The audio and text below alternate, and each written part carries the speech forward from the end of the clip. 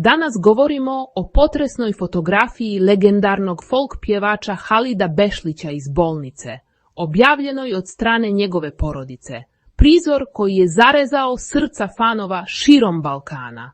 Halid Bešlić bio je jedna od najvećih zvijezda narodne muzike, legendarni pjevač čije hitove generacije pamte. Nakon duge borbe s teškom bolešću, Bešlić je preminuo 7. oktobra 2025.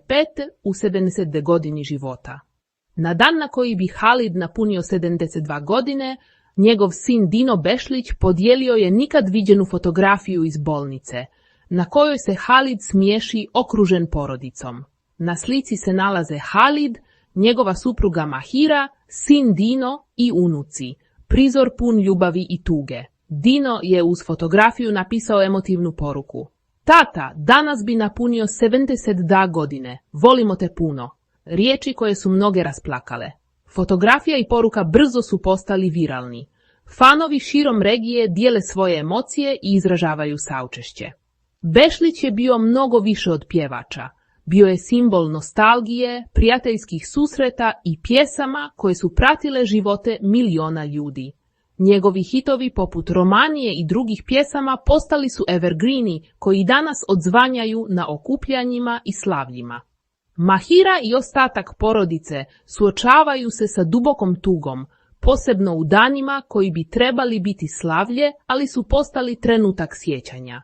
Publika komentira sa suzama i porukama tuge. Mnogi navode da Bešlićeva muzika ostaje vječna. Poznata imena iz muzičkog svijeta također su izrazila saučešće i dijelila sjećanja na Halida. Ova rijetka fotografija više nije samo slika. Ona predstavlja ljubav i zahvalnost porodice i fanova prema legendi. Iako ga više nema, Halid Bešlić ostaje prisutan kroz svoje pjesme, uspomene fanova i trenutke poput ove emotivne fotografije. Balkan je ponovno pokazao kako jedinstveno osjeća bol i poštovanje prema svojim ikonama.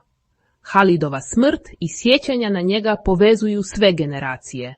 Ova nikad viđena fotografija dirnula je region, jer podsjeća da ljubav traje i nakon rastanka, a Halidova muzika i duh ostaće zauvijek u srcima ljudi.